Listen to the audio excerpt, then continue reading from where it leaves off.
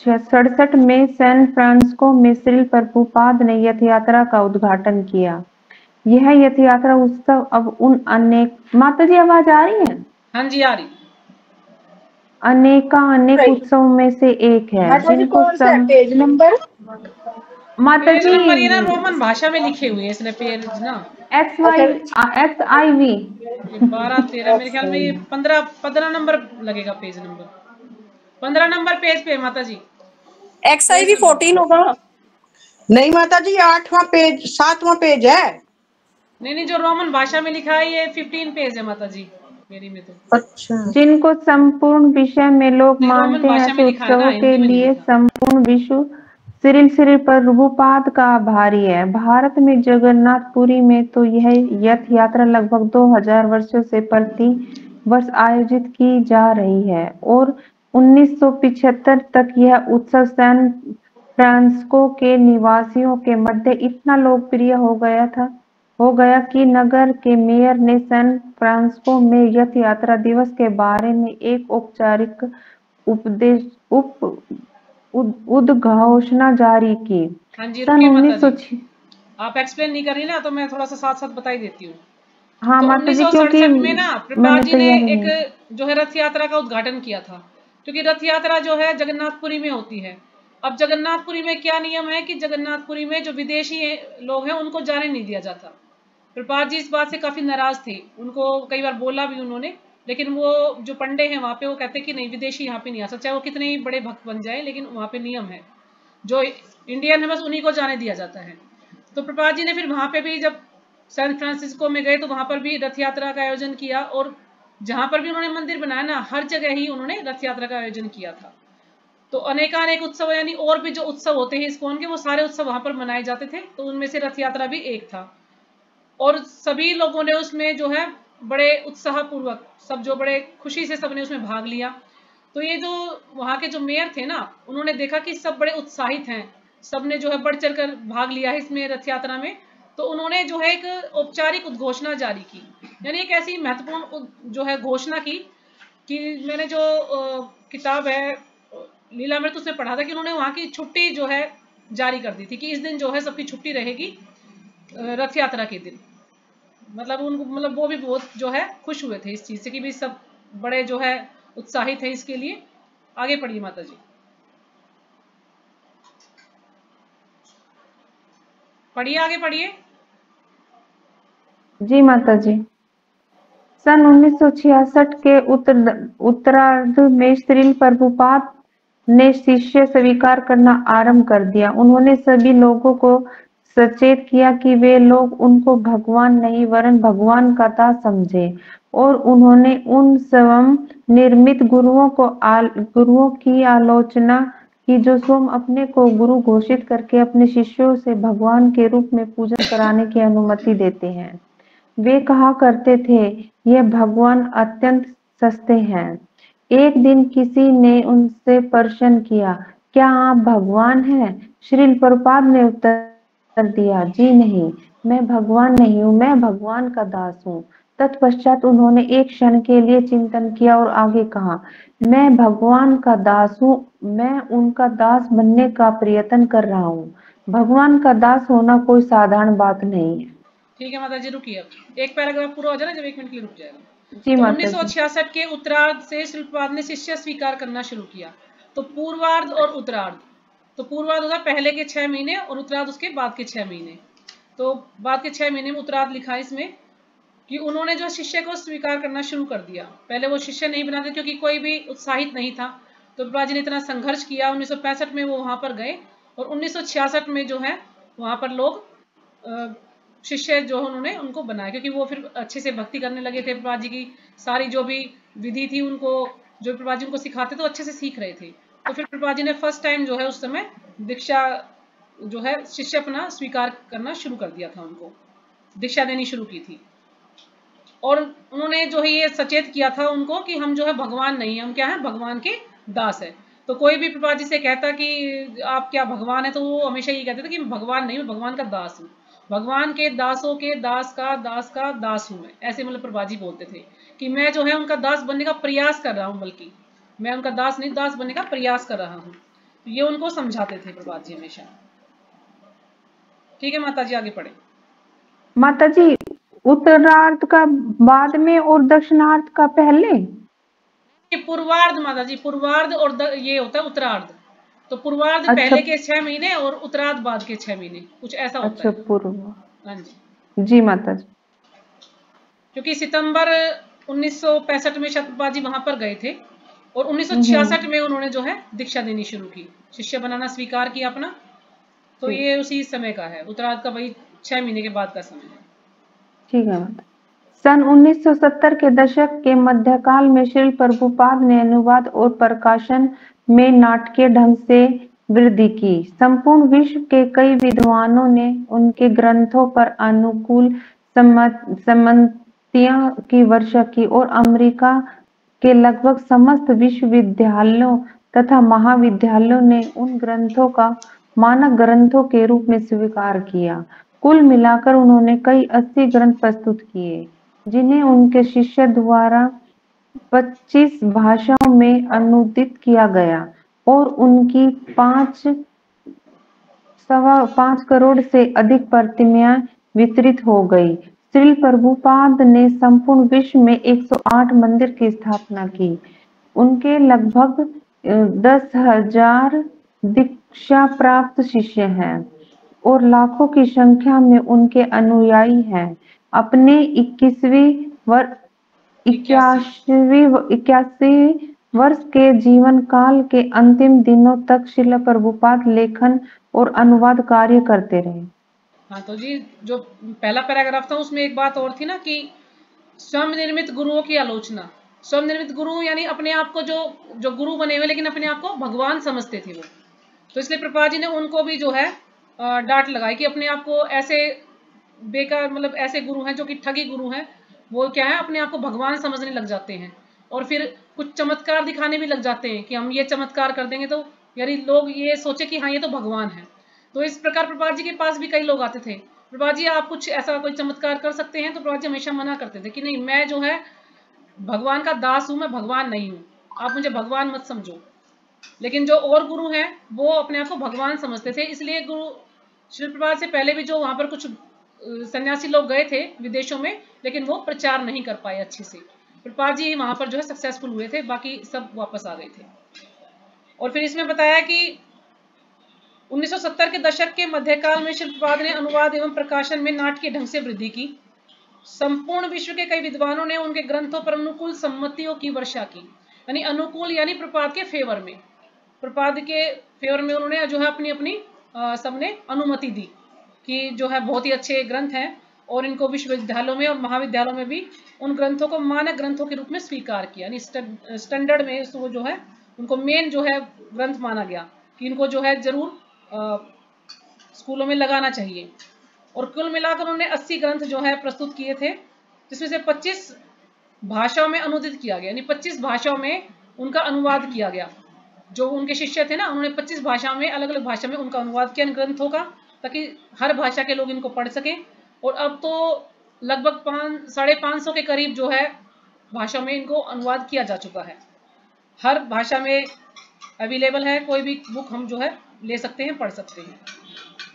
और 5.5 करोड़ से अधिक प्रतियां वितरित की गई, बांटी गई। और श्रीपाद ने 108 मंदिरों की स्थापना की अपने समय में और 10,000 दीक्षा प्राप्त शिष्य हैं। 10,000 जो है उनके शिष्य थे जिनको उन्होंने दीक्षा दी थी। और इस 81 वर्ष के जीवन काल में के अंतिम दिनों में श्रील प्रभुपाद ने लेखन और अनुवाद भी कार्य करते रहे, यानी अंतिम समय तक वो जो है कार्य करते हैं लिखने का। पढ़िए माता जी आगे। जी माता जी। श्रील प्रभुपाद केवल एक पूर्ववासी विद्वान गुरु, योगी, योग शिक्षक अथवा ध्यान कराने वाले शिक्षक ही नहीं थे, वरन वे संपूर्ण संस्कृति के मूर्तिमान स्वरूप थे और उन्होंने उस संस्कृति को पश्चिमी जगत में स्थापित किया। मेरी दृष्टि में और अनेक व्यक्तियों की दृष्टि में वे अकेले ऐसे थे जो वास्तव में दूसरों की परवाह करते थे और जिन्होंने दूसरों की भलाई के लिए अपनी स्वयं की सुविधा और सुख का बलिदान कर दिया। उनका कोई व्यक्तिगत जीवन नहीं था, वे केवल दूसरों के लिए जीते थे। उन्होंने अनेक व्यक्तियों को आध्यात्मिक ज्ञान, कला, भाषा, वैदिक जीवन, स्वच्छता, पोषण, औषधि विज्ञान, शिष्टाचार, गृह विज्ञान, कृषि, सामाजिक संगठन, शिक्षण पद्धति, अर्थशास्त्र इत्यादि की शिक्षा दी। मेरे लिए तो वे मेरे स्वामी, पिता और मेरे परम थे। तो शिल प्रपात केवल एक पूर्ववासी विद्वान, जैसे पूर्ववासी यानी जो और पहले के जो विद्वान वहां पर गए थे, गुरु, योगी, योग शिक्षक अथवा ध्यान कराने वाले, अलग अलग तरह के थे सब। कोई योगी था, कोई योग शिक्षक था, कोई ध्यान की विधि पर ध्यान देता था। लेकिन जो प्रपात थे वो संपूर्ण संस्कृत के मूर्तिमान स्वरूप थे और उन्होंने उस संस्कृति को पश्चिमी जगत में स्थापित किया, यानी जो संस्कृति हमारे देश की, उन्हें पश्चिमी जगत में भी उसको स्थापित कर दिया था। जो और पहले के जो गुरु थे, विद्वान थे, वो ऐसा नहीं कर पाए थे।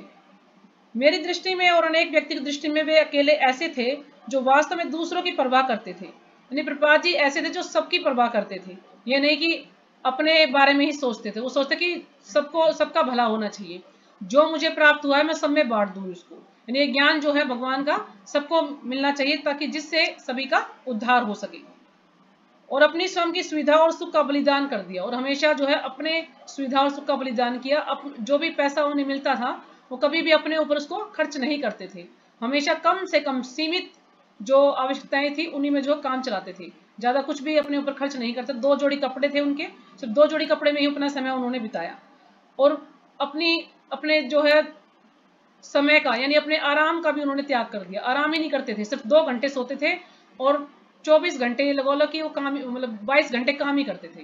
मतलब 2 घंटे में अपना जो है खाना या जो दैनिक कार्य वो करते थे, 2 घंटे सोते थे और 20 घंटे वो अध्ययन करते थे, बस लिखते थे, मतलब 20 घंटे वो प्रपात जी। और उनका कोई व्यक्तिगत जीवन नहीं था, वे केवल दूसरों के लिए जीते थे, यानी अपना तो कोई निजी था ही नहीं कोई कार्य उनका, वो सिर्फ औरों के लिए जीते थे, उन्हीं के लिए कार्य करते थे। उन्हें अनेक व्यक्तियों को आध्यात्मिक ज्ञान, कला, भाषा, वैदिक जीवन, स्वच्छता, पोषण, औषधि विज्ञान, शिष्टाचार, गृह विज्ञान, कृषि, सामाजिक संगठन, शिक्षण पद्धति, अर्थशास्त्र इत्यादि शिक्षा दी। यानी ये जितने भी इसमें लिखे हैं सबकी शिक्षा दी उन्होंने अपने जो भी शिष्य थे उनको। मेरे लिए तो वे मेरे स्वामी, पिता और मेरे परम थे। यानी जो मुकुंद दास जी वो कह रहे हैं कि मेरे तो वो मेरे स्वामी भी थे, मेरे पिता भी थे और मेरे परम भी थे, सब कुछ उन्हीं के लिए शिल्पवादी थे। आगे पढ़िए माता जी। मैं श्री प्रभुपाद का आभारी हूँ और उनका ऋण मैं कभी भी चुका नहीं पाऊंगा। उनकी पुस्तकों को प्रकाशित तथा वितरित करके मैं उनकी इच्छा को पूर्ण करने के लिए उनके अन्य अनुगामियों का सहयोग करके आभार व्यक्त करना चाहता हूँ। मतलब वो कह रहे हैं कि मैं उनका ऋण नहीं चुका सकता, यानी मैं उनका बहुत आभारी हूँ, तो उनका ऋण मतलब मैं कभी भी चुका नहीं सकता, लेकिन मैं थोड़ा सा उनकी जो आंतरिक इच्छा थी, तो प्रभुपाद जी की एक इच्छा थी कि पुस्तकें ज्यादा से ज्यादा पुस्तकें छापी जाए और उनको लोगों में बांटा जाए। बस वो हमेशा अपने शिष्यों को इसके लिए ही प्रोत्साहित करते रहते थे कि चाहे और कार्य होना है, और तुम्हें जो है पुस्तकें छापनी है और उनको सब में बांटना है। फिर तो इसलिए वो कहते हैं कि मैं उनके जो अनुगामी थे उनकी उसमें सहायता कर सकता था, बस ताकि जो प्रभुपाद जी की जो आंतरिक इच्छा है उसमें मैं कुछ सहयोग कर सकूं। मैं श्री प्रभुपाद ने एक बार कहा, मैं कभी भी मृत्यु को प्राप्त नहीं होऊंगा, अपनी पुस्तकों में सदा जीवित रहूंगा। इस जगत से उनका तिरोधान 14 नवंबर 1977 को हो गया, किंतु वे निश्चित रूप से सदा जीवित रहेंगे। Michael Grant, Mukuldas. माता जी मुकुलदास ने बुक लिखी है ये? मुकुंदास ही बता रही है, तो उन्होंने ही लिखी है जहां तक है मेरे हिसाब से, उन्हीं का नाम है इसमें, और तो किसी का नाम है नहीं। जो उन्होंने भक्ति जो शिल प्रभुपाद जी को समर्पित कर दिया ना इन्होंने, तो प्रभुपाद जी का नाम भी लिखा हुआ है इसमें, अभय चरण विराज। हाँ जी। तो यानी वो कह रहे हैं कि प्रभुपाद जी कह रहे थे कि वो कभी मृत्यु नहीं हो सकती, उनकी मृत्यु को प्राप्त नहीं होंगे। क्यों? क्योंकि वो अपनी पुस्तकों के माध्यम से हमेशा जीवित रहेंगे। तो गुरु का एक वपू संघ होता है और एक वाणी संघ होता है। तो वपू संघ तो उनका जो उनके साथ रहते हैं, उनके जो है मंदिर में उनकी सेवा कर सके कोई भी, तो वो पूसंग सब ले नहीं सकते। वो सब जैसे मान लिया महाराज आते हैं द्वारका मंदिर में, तो सभी तो उनसे मिलने के लिए नहीं जा सकते ना, लेकिन जो उनका वाणी संघ है वो सब ले सकते हैं, यूट्यूब के माध्यम से उनके लेक्चर सुन सकते हैं। तो ये है वाणी संघ। तो वपू संघ से ज्यादा महत्वपूर्ण वाणी संघ है। तो जो प्रभुपाद जी का जो वाणी संघ है, किताबों के जरिए जो भी उन्होंने पुस्तकें लिखी उनके माध्यम से हम जो उनका संग ले पा रहे हैं। तो इसलिए प्रभुपाद जी जो है कभी उनकी मृत्यु नहीं होगी, क्योंकि वो पुस्तकों के माध्यम से हमेशा हमारे बीच में रहेंगे, हमेशा जीवित रहेंगे। तो ये उनका कहने का अर्थ है। तो ठीक है, हम बाकी आगे कल पढ़ेंगे। 2 पेज हो गए हमारे, और अभी हम ये क्वेश्चन आंसर बनाए हैं, मैंने ये पूछती हूँ आपसे, आप तैयारी करके माता आए जी सब? आज रहने दो, आज तैयारी नहीं हुई। कोई बात नहीं, ऑप्शन तो बताऊंगी, तुक्के मार देना, तुक्का कोई ना कोई लग ही जाएगा। हाँ, तो कल गीता माता जी ने मैसेज डाला है कि आप जो कल पूछेंगी ना वो पहले भेज दीजिए। अब टीचर को हम ये कहें कि पेपर जो आप कल लोगे पहले भेज दो, हम उसकी तैयारी कर लेंगे, तो ऐसा थोड़ी ना होता है। और फिर मैंने कल लिखे भी नहीं थे, जिससे मैसेज डाला ना उन्होंने, क्योंकि मैं जिस दिन बोलना होता है ना उसी दिन लिखती हूँ दिन में, तो मैंने आज दिन चलो में ही कुछ लिखा दे, है। हाँ। क्योंकि तैयारी नहीं कर पाई मैं 2 दिन से ना, कुछ इसकी आज तो गर्दन की वजह से। कोई नहीं, बता ही पाओगे, क्योंकि इसमें ऑप्शन दे रखे हैं माता जी, ऑप्शन दे रखे हैं। तो कॉपी खोल श्रीमद, लेते जो हाँ आपने जी, लिखाई थी। हाँ जी। श्रीमद् भागवतम के अनुसार ज्ञानियों और योगियों को आमतौर पर माना जाता है, ज्ञानियों और योगियों को माना जाता है क्या? विशेषवादी, निर्विशेषवादी, मुख्य पात्र या उम्मीद?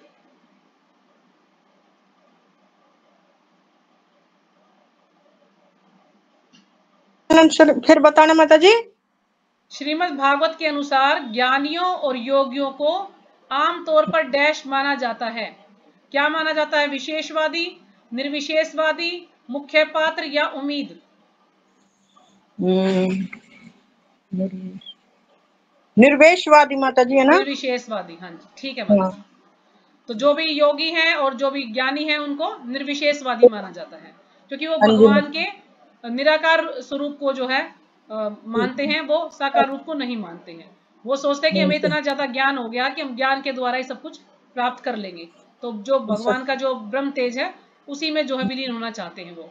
तो ऐसे योगी और ज्ञानियों को निर्विशेषवादी कहा गया है। दूसरा है, कृष्ण को अजित कहा जाता है, जिसका अर्थ है, कृष्ण को अजित कहा जाता है जिसका अर्थ है असंदिग्ध, अजेय, आकर्षक या अप्राप्य। असंदिग्ध, अजेय, आकर्षक या अप्राप्य?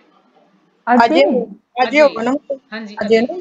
तो अजित का मतलब अजय, जो कि जीत अजय नहीं माने सकता।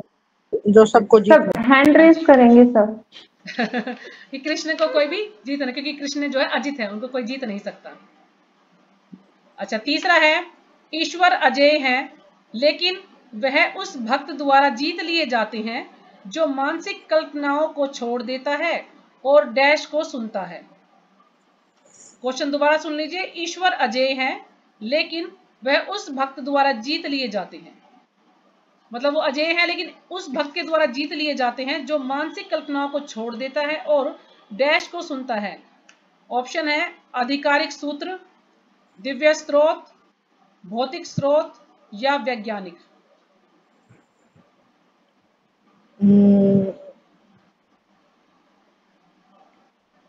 ये फिर माता जी पहला वो कौन सा बोलना था माता जी आपने, एक बार ये बोलना ऑप्शन में।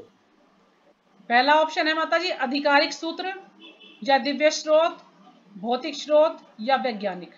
दिव्या जय तो जय। माता जी ज्ञानी। हाथ खड़ा करना पड़ेगा। इसमें आएगा आधिकारिक सूत्र, यानी आधिकारिक सूत्र यानी जो कि हमें अधिकार यानी जो प्रमाणिक है, जो कि हमें गुरु परंपरा से मिले हैं।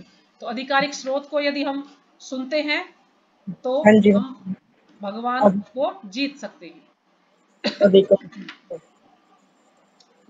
अगला है, ब्रह्म संहिता के अनुसार ज्ञान प्राप्त करने के 2 मार्ग हैं, डैश और डैश। ब्रह्म संहिता के अनुसार ज्ञान प्राप्त करने के 2 मार्ग हैं, डैश और डैश। आरोही प्रक्रिया और प्यार प्रक्रिया। दूसरा है आरोही प्रक्रिया और ध्यान प्रक्रिया, आरोही प्रक्रिया और अवरोही प्रक्रिया, आरोही प्रक्रिया और सीखने की प्रक्रिया।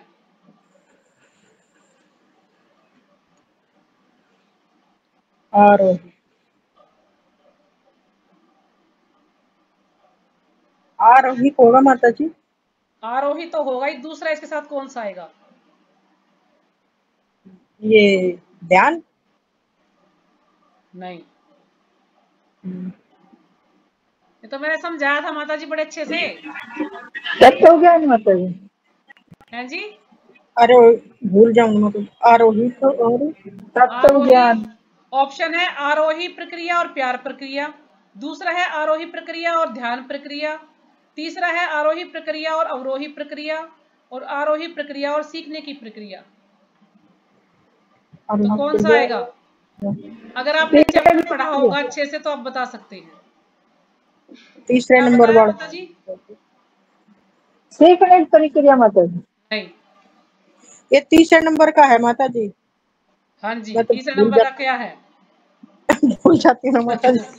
आरोही प्रक्रिया और अवरोही प्रक्रिया। आरोही हाँ करेक्ट होंगी तो अब। जो प्रभुपाद जी ने हमें बताया है वो है अवरोही प्रक्रिया, क्योंकि हम जो है गुरु परंपरा के अनुसार लेते हैं यानी सबसे ऊपर फिर नीचे फिर नीचे फिर नीचे, ये है अवरोही प्रक्रिया। यानी मान लीजिए ऊपर 50 है, फिर नीचे 45 आ गया, फिर 40 आ गया, ये है उतार की विधि।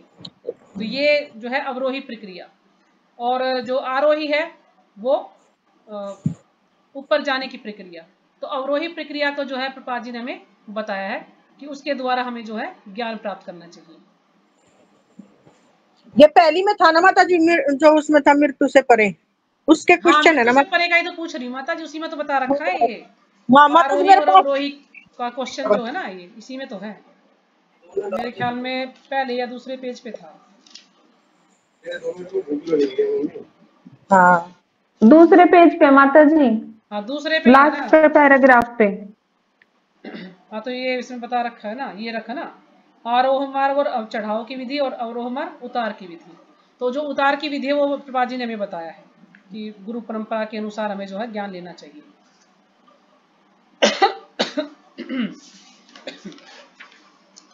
मानव जाति को कृष्ण तक पहुंचने की उचित विधि भगवान चैतन्य महाप्रभु और उनके प्रथम शिष्य डैश द्वारा दी गई है। मानव जाति को कृष्ण तक पहुंचने की उचित विधि भगवान चैतन्य महाप्रभु और उनके प्रथम शिष्य डैश द्वारा दी गई है। सनातन गोस्वामी, रूप गोस्वामी, गोपाल भट्ट गोस्वामी और जीव गोस्वामी। तो कौन से हैं उनके सबसे पहले शिष्य चैतन्य महाप्रभु के? हाँ जी बताइए। रूप गोस्वामी। हाँ जी, रूप गोस्वामी। तो रूप गोस्वामी जो उनके प्रथम शिष्य हैं और उनके द्वारा ही जो है कृष्ण तक पहुंचने की उन्होंने जो है उचित विधि के बारे में बताया है। मुझे प्राप्त करने के बाद महान आत्माएं जो भक्ति में योगी हैं इस डैश पर कभी नहीं लौटती हैं जो दुखों से भरा है, क्योंकि उन्होंने उच्चतम पूर्णता प्राप्त की है।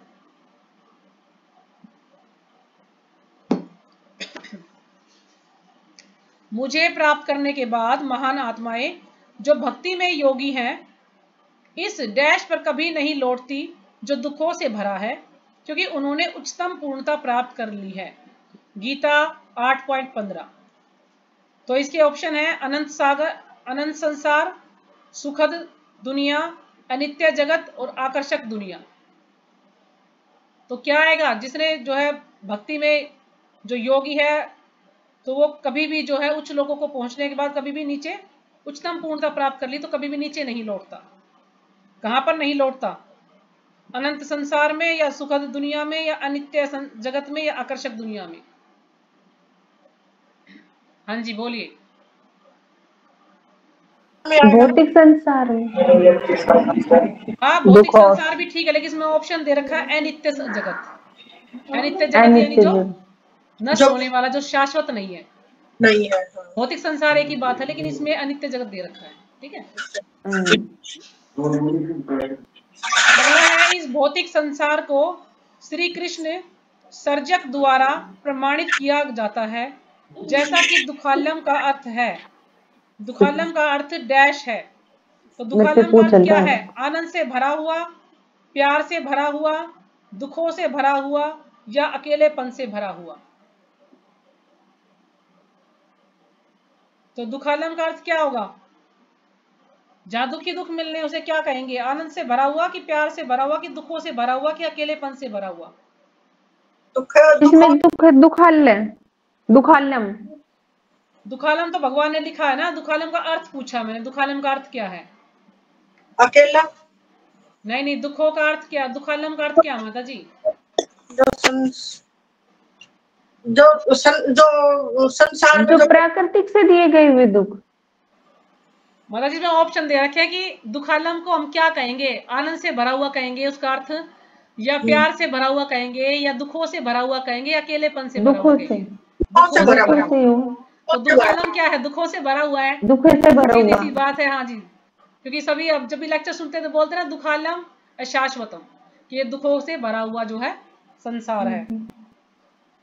भगवान कृष्ण और एक साधारण प्राणी के बीच अंतर यह है कि एक साधारण व्यक्ति की उपस्थिति एक समय में डैश हो सकती है, लेकिन भगवान कृष्ण की उपस्थिति ब्रह्मांड में हर जगह हो सकती है। तो जो एक साधारण व्यक्ति है उसकी उपस्थिति एक समय में कहां पर हो सकती है? केवल कई स्थानों पर, केवल कुछ स्थानों पर, केवल एक स्थान पर, या केवल 12 स्थानों पर? केवल एक स्थान पर। केवल एक स्थान पर, ठीक है ना। जो सामान्य व्यक्ति है वो एक बार में एक स्थान पर जा सकता है, लेकिन जो भगवान है वो हर स्थान पर जो है भगवान मिल जाएंगे। जैसे भगवान की 116,108 रानियां हैं, तो 16,108 रानियों के साथ सबके साथ मिलते हैं बैठे हुए, किसी के साथ कुछ कर रहे हैं, किसी के साथ कुछ कर रहे हैं। तो उन्होंने इतने सारे महल बना रखे हैं और सबके साथ वो जो है वहां पर होते हैं, उपस्थित होते हैं। डैश पूर्णता यह है कि वह मनुष्य योनि के जीवन और प्रकृति के संसाधनों का उपयोग जन्म और मृत्यु के चक्र से अपने आप को मुक्त करे। तो किसके लिए बताया है ये? दोबारा सुनिए। डैश पूर्णता यह है कि वह मनुष्य योनि के जीवन और प्रकृति के संसाधनों का उपयोग जन्म और मृत्यु के चक्र से अपने आप को मुक्त करने के लिए करे। तो कौन किसके लिए? योगी के लिए, या दुरात्मा के लिए, या महात्मा के लिए, या बाबा जी के लिए?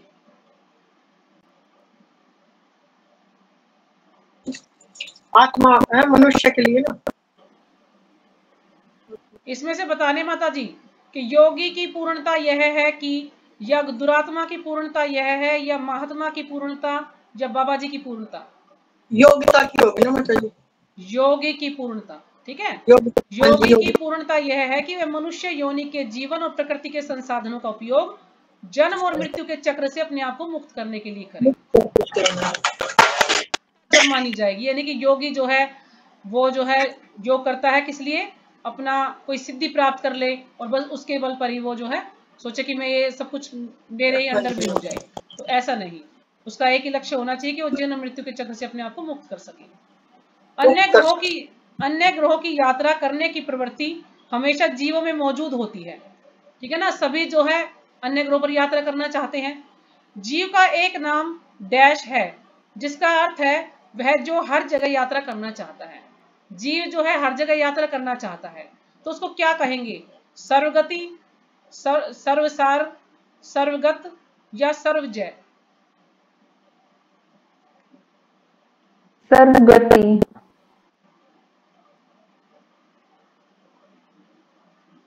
और कोई?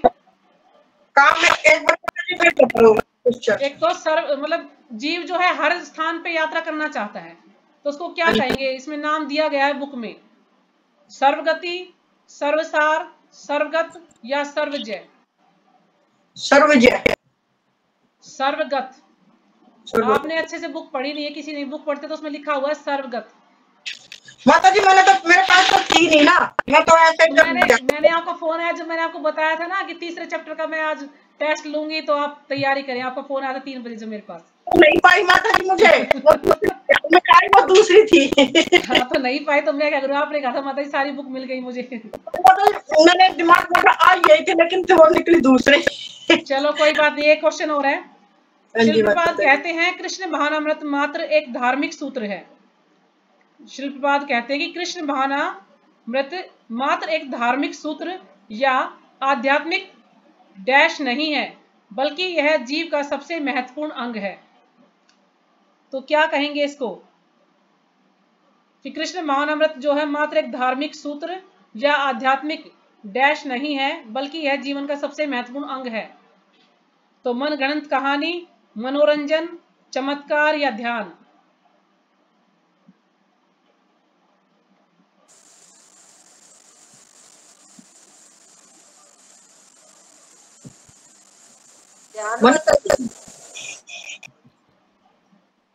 आजा कुछ मनगढ़ंत कहानी, मनोरंजन, चमत्कार या ध्यान?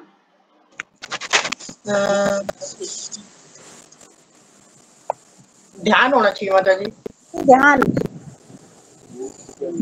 गीता माता जी तो आ गई, कहते अजमेर गई है वो तो। हाँ माता जी, मैं अजमेर से ही बोल रही हूँ। अच्छा, आज आपको पढ़ना था, लेट हो गए आप, फिर किसी और को बोला मैंने। तो इसका आंसर है मनोरंजन। आप अगर बुक खोलेंगे तो उसमें साफ लिखा हुआ है कि कृष्ण भावनामृत मात्र एक धार्मिक सूत्र या आध्यात्मिक मनोरंजन नहीं है, बल्कि यह जीव का सबसे महत्वपूर्ण अंग है, कृष्ण भावनामृत। ठीक है, तो ये हमारा चैप्टर पूरा हुआ। आज रमा माता जी नहीं आई, रमा माता जी नहीं दिखाई दे रही, आज वो नहीं आई है।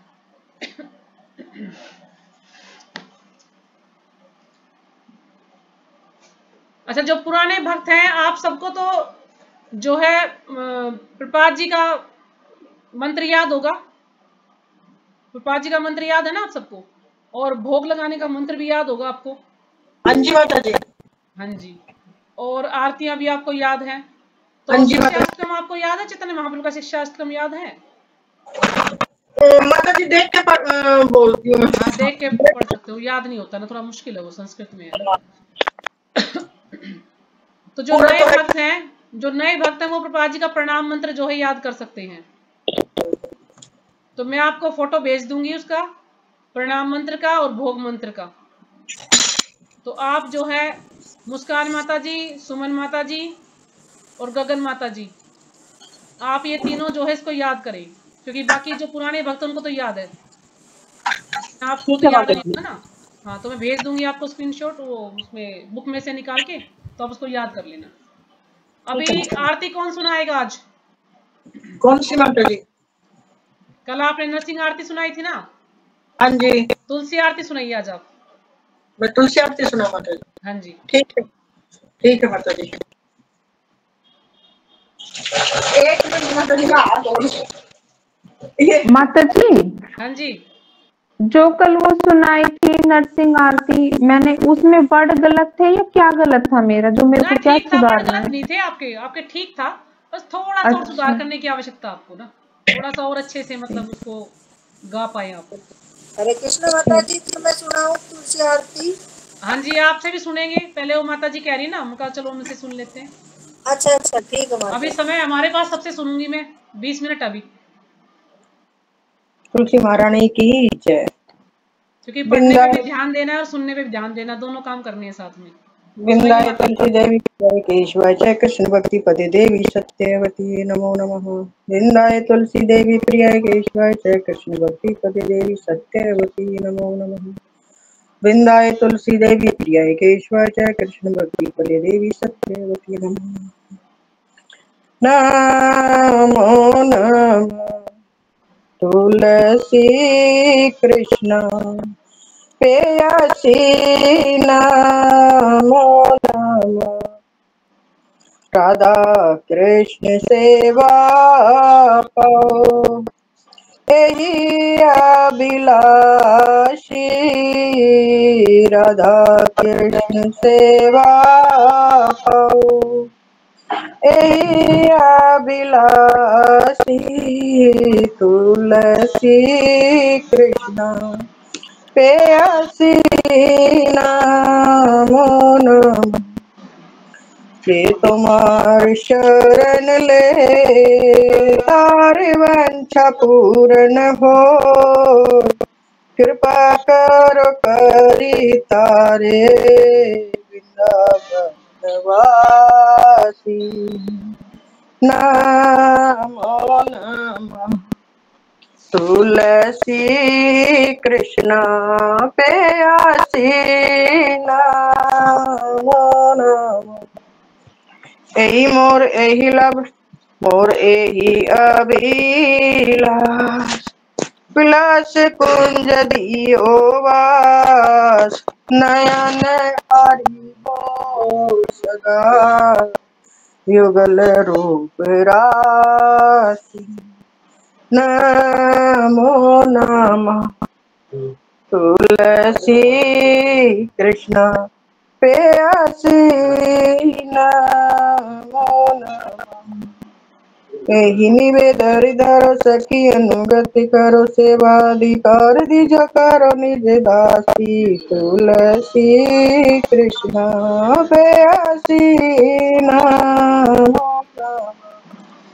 दीन कृष्ण दास कहे एहि ये मोर है श्री राधा गोविंदा प्रेम सदाय भासी नाम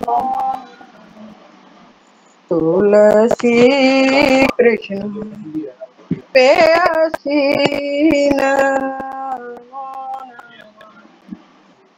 ज्ञानी कानि च पापानि ब्रह्महित कानि च तानि तानि प्रणश्यन्ति पदक्षिणे पदे पदे यानि कानि च पापानि ब्रह्महित कानि च तानि तानि प्रणश्यन्ति पदक्षिणे पदे पदे हरे कृष्णा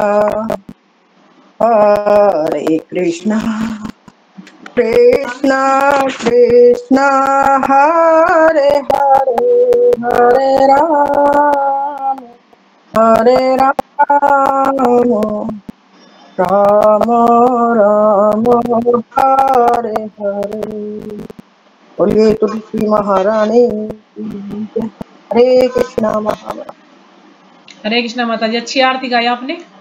थोड़ा सा और सुधार कीजिए आप, लास्ट में थोड़ा जी सा मुझे लगा। बाकी वैसे अच्छी आरती है आपकी, थोड़ा सा और हाँ सुधार माता कर लीजिए। हाँ माता जी जी माता। तुलसी सुनाओ। हाँ जी बोलिए। सुनाओ आप भी सुनाओ। आप सुनाओ, आप गुरु वंदना सुनाओ। गीता माता जी गुरु वंदना सुनाओ आप। माता जी गुरु वंदना तो मैं किताब में से देख के सुना सकती हूँ, वो है तो नहीं यहाँ पे। किताब, अच्छा किताब नहीं है, ठीक है, आपको जो आती है वो सुनाइए फिर आप। ठीक है। हरे कृष्णा माता जी, धन्यवाद, हाँ जी, प्रणाम। हरे कृष्णा, प्रणाम। वृंदाय तुलसी दिव्याय प्रियाय केशव से कृष्ण भक्ति प्रदे देवी सत्यवती नमो नमः। वृंदाय तुलसी दिव्याय प्रियाय केशव से कृष्ण भक्ति प्रदे देवी सत्यवती नमो नमः। नमो नमः तुलसी कृष्ण प्रियसी नमो नमः। श्री राधा कृष्ण सेवा पाओ यही अभिलाषी, जे तुम्हार शरण लय तारे वांछा पूर्ण है। नमो नमः तुलसी कृष्ण प्रियसी नमो नमः। मोर यही अभिलाष विलास कुंज दियो वास, नयन ही रबे सदा झूलल रघुराई। तुलसी कृष्ण प्रियसी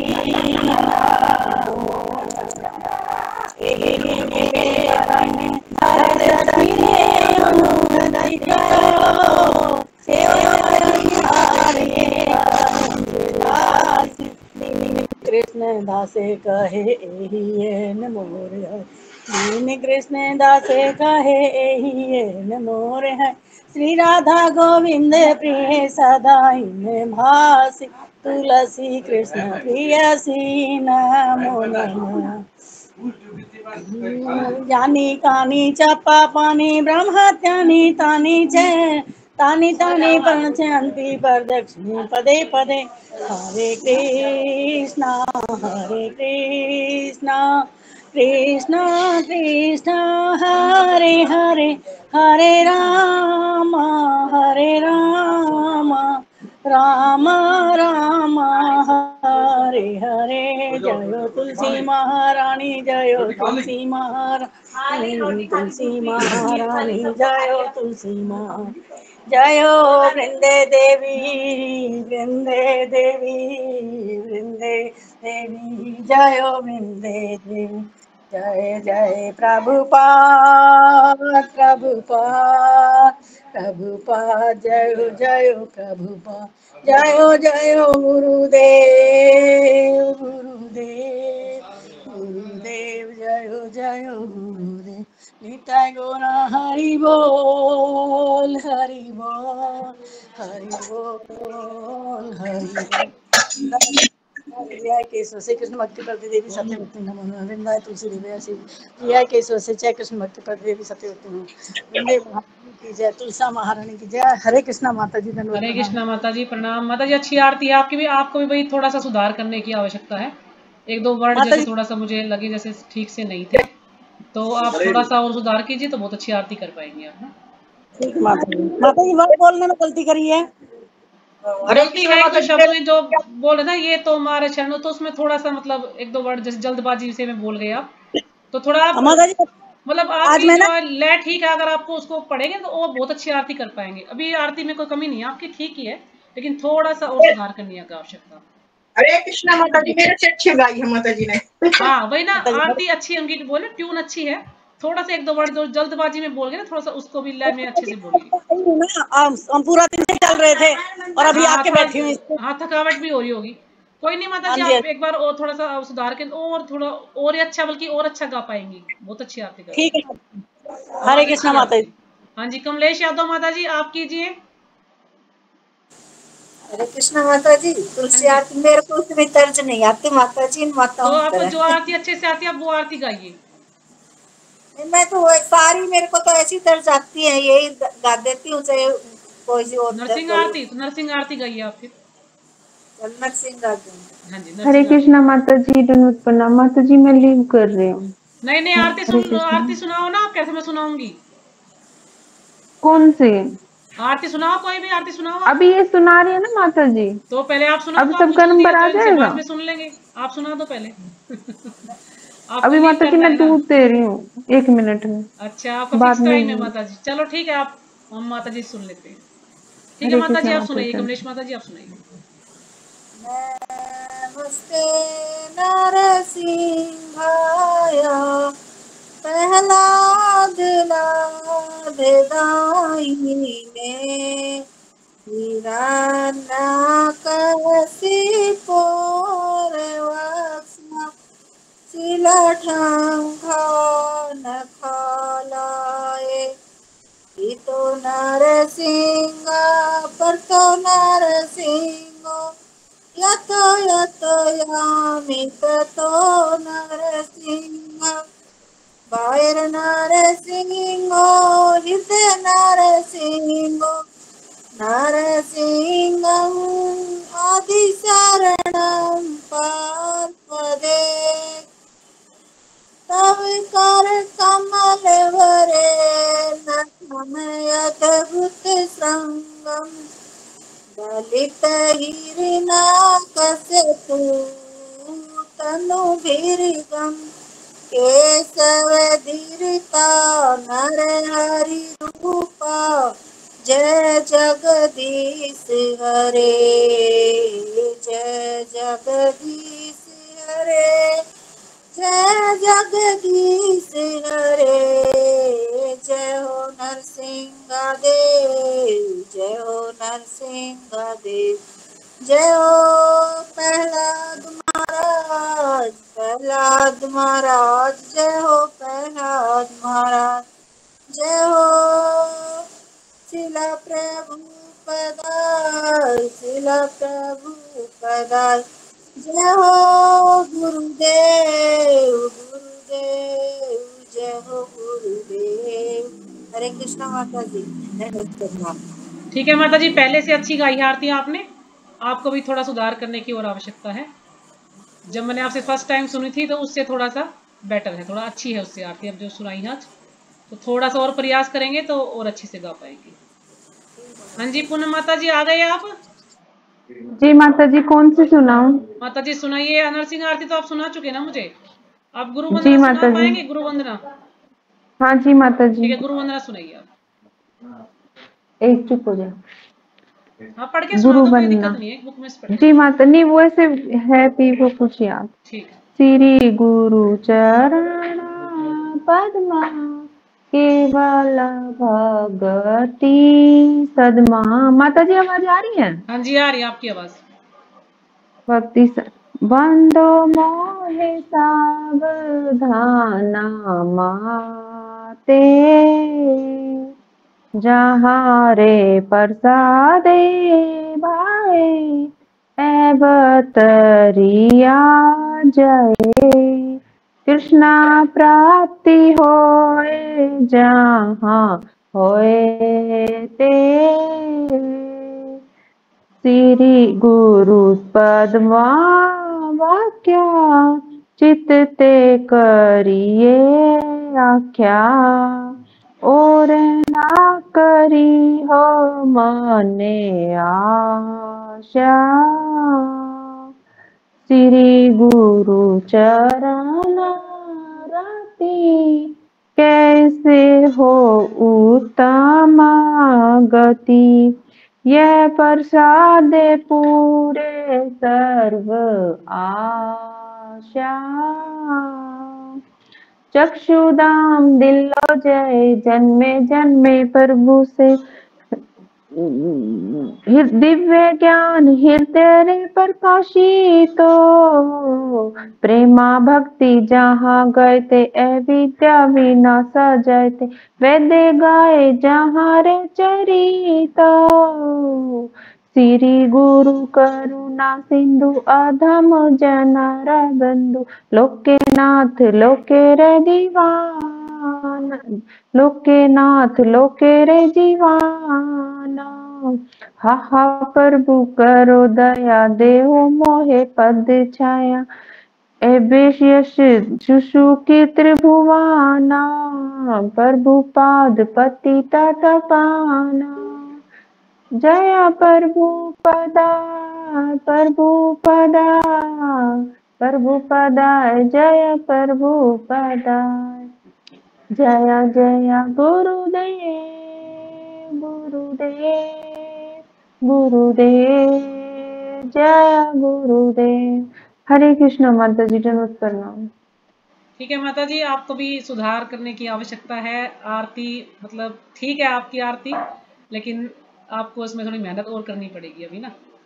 जी माता जी, एक दिन आप गा के सुनाओ ना, फिर हमें ना थोड़ा सा। अच्छा, मेरी भी कुछ ज्यादा अच्छी नहीं है, पर आपसे थोड़ी तो सी फिर हमें मतलब ज्यादा अच्छी तो मैं नहीं कह सकती, क्योंकि मेरे से अच्छी आवाज तो वैसे खुशी माता जी जो है ना वो बहुत अच्छी गाती है, सबसे भजन भी बहुत अच्छा गाती है वो। उनकी आवाज भाई उनको तो अलग ही पूरी है नहीं आती उनकी। जैसे। हाँ, उनकी आवाज अलग ही, लेकिन मैं भी प्रयास करूंगी। ठीक है, कल मैं सुनाऊंगी आरती आपको, कल मैं सारी हमारे जो आरतियां प्रिया, गाऊंगी, फिर आप जो है जो देख लेना प्रिया मेरी। है ना, और ये छोटी छोटी बच्चियां कृष्णा बिंदु, ये बहुत अच्छी लय से गाती हैं ये भजन सारे वैष्णव। मुझे नहीं आती वो लय। हाँ हाँ, गाते होंगे। और ये छोटी सी लड़की, एक 10 साल की और एक 8 साल की, ये ये इतनी खुशी अच्छी से माता जी ले के ग्रुप लेके में होंगी ना गाती शायद हैं। वो लड़कियां। नहीं, अच्छा, जैसे बच्चों प्रिया की ने क्लास भी हमें लेती है ना, सिखाया ना। बच्चों की क्लास भी लेती है ना वो। नहीं, जैसे प्रिया हमें एक सिखाती थी ना, पूजा में रहती है हमेशा, तो अच्छा हम अच्छा पूजा के बाद कोई कीर्तन करते हैं या एक भजन गाते हैं, अच्छा अच्छा तो तभी सीखा था। मुझे नहीं आया, इनको आ गया। अच्छा अच्छा, बच्चे जल्दी कैच करते हैं ना। इनको हाँ हमें हाँ, भी आ जाएगा धीरे धीरे, कोशिश इसलिए। करेंगे तो। मैं भी ज्यादा तो भाई जैसे ठीक है मंदिर जैसी माता तो जी। मतलब ट्यून नहीं है मेरी भी, पर ये कि थोड़ी सी उससे ठीक गा लेती हूँ। तो मैं कल सुनाऊंगी आपको कल सारी आप गुरु आरतियां, वंदना गाना। ठीक है सारी माता आरती जी। सुना दूंगी मैं कल। हरे कृष्ण माता। ठीक है।